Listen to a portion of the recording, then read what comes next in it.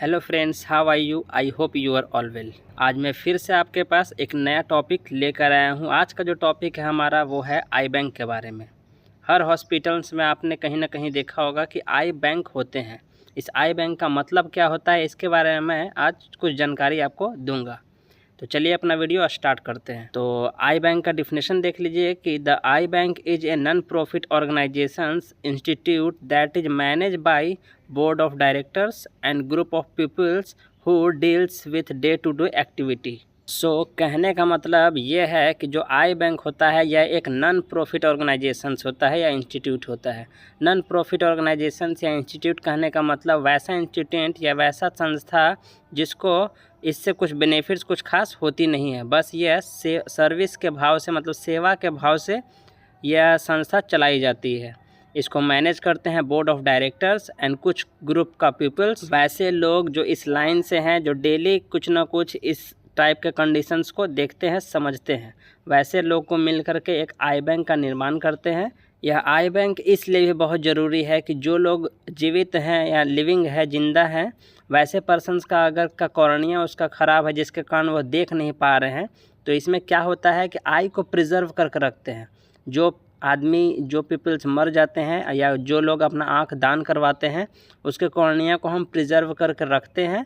और जिस पर्सन्स को मान लीजिए कॉर्नियल ऑपेसिटी के कारण कोई आँख में इशू के कारण उसका रोशनी नहीं है, उस कंडीशंस में वो पर्सन्स एक ऑप्थेल्मोलॉजिस्ट या आई डॉक्टर से दिखाने के बाद कंफर्म हो जाएगा कि उसका कॉर्निया अगर ख़राब है जिसके कारण उसे दूर की चीज़ें दिखाई नहीं देती है या नज़दीक की चीज़ें दिखाई नहीं देती हैं, तब हम आई बैंक के पास उस पेशेंट्स को रेफ़र करेंगे। पेशेंट्स वहाँ जाएगा, उसके बाद जो प्रिजर्व कॉर्निया है वह उस पेशेंट्स को क्या कर देंगे, हम लोग ट्रांसप्लांट कर देंगे।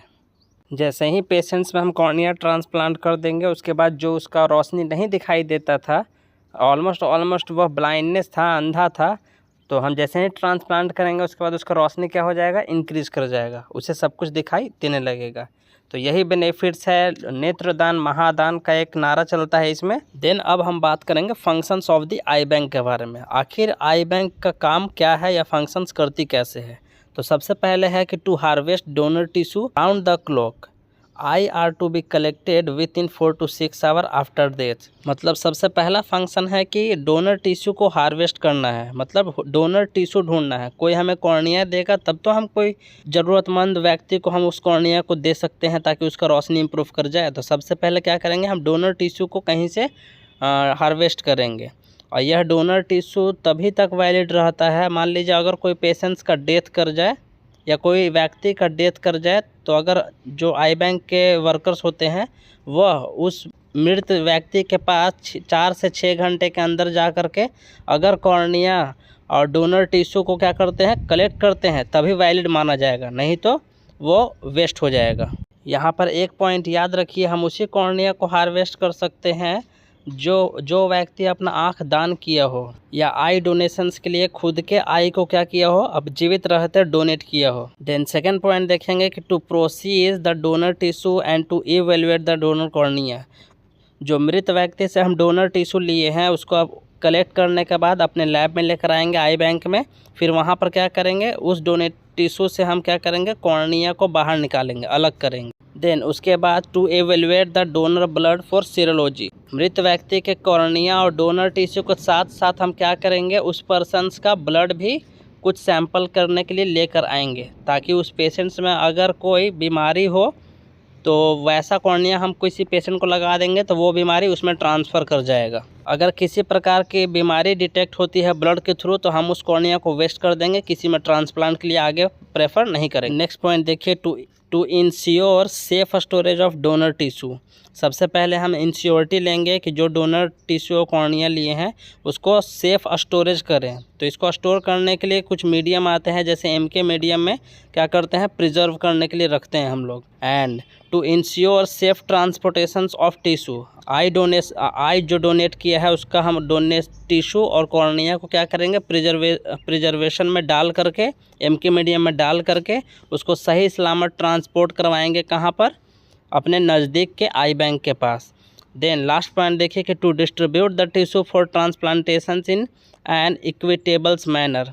अगर वो एक बार आई बैंक में पहुंच गया और सारा कुछ वेरीफाइड होने के बाद वो क्लियर है, तो हम क्या करेंगे, जिस हॉस्पिटल्स में जिस पेशेंट्स को भी ज़रूरत होगा उसके अनुसार उसको कॉर्निया सप्लाई करा दिया जाएगा और उस ज़रूरतमंद पेशेंट में लगा दिया जाएगा जो कॉर्निया ख़राब होने के कारण देख नहीं पाता है, ऑलमोस्ट ब्लाइंड है। अगर हम यह सेफ़ कॉर्निया डोनेट कॉर्निया उस पेशेंट में लगा देंगे तो उसकी रोशनी क्या हो जाएगी, इंक्रीज़ कर जाएगी, उससे सब कुछ दिखना स्टार्ट हो जाएगा। आई बैंक इतने काम करने के बाद उसके कुछ फंक्शंस और बचते हैं। तो देखिए कि to coordinate with donor families and hospital to motivate eye donation. सबसे पहले आपको किसी का कॉर्निया लेने के लिए क्या करना होगा, उसके फैमिली को आपको मनाना होगा और हॉस्पिटल को बीच बीच में क्या करवाते रहना चाहिए, मोटिवेशन कैंप लगाना चाहिए आई डोनेशंस के प्रति कि कितना ज़रूरी है आई डोनेट करना किसी पर्सन्स के लिए। क्योंकि आखिरकार अगर हम यह कॉर्निया ले करके डेड हो जाते हैं तो हमारे ये पार्ट्स क्या हुए, कॉर्निया जो या आई जो भी है वो वेस्ट हो जाएंगे। और अगर किसी ज़रूरतमंद को हमारा पूरा आँख नहीं, सिर्फ उसका कॉर्निया चाहिए, हम अगर किसी को देते हैं तो जाते जाते उस व्यक्ति को क्या कर जाएंगे, रोशनी दे करके जाएंगे। Then to provide a round-the-clock public response system over telephones and conduct public awareness program on eye donations। उसके बाद क्या करना चाहिए, हर आई बैंक में एक आदमी को टेलीफोन सेंटर पर बैठा देना चाहिए ताकि जो पर्सन्स इंटरेस्टेड हो आई डोनेट करने के लिए और या फिर उसके मन में कोई क्वेश्चन चल रहा हो तो वो क्वेश्चन को उस पर्सन से कभी भी फ़ोन करके पूछ सके, मन का झिझक दूर कर सके। और पब्लिक के बीच में क्या करना चाहिए, आई डोनेशंस के लिए प्रोग्राम चलाना चाहिए ताकि लोग जागरूक हो इसके प्रति। एंड लास्ट पॉइंट देखिए कि to encourage eye donation educations and research activity. इसके बाद हम लोग को इनकरेज करना चाहिए आई डोनेशंस के प्रति या बच्चों को इसका एजुकेशन देना चाहिए कि आप आइए और जानिए कि आखिर होता क्या है इसमें आई बैंक में। इसी के साथ हमारा eye bank and functions of eye bank का टॉपिक यहाँ पर समाप्त होता है। नेक्स्ट बार हम मिलेंगे टाइप्स के साथ।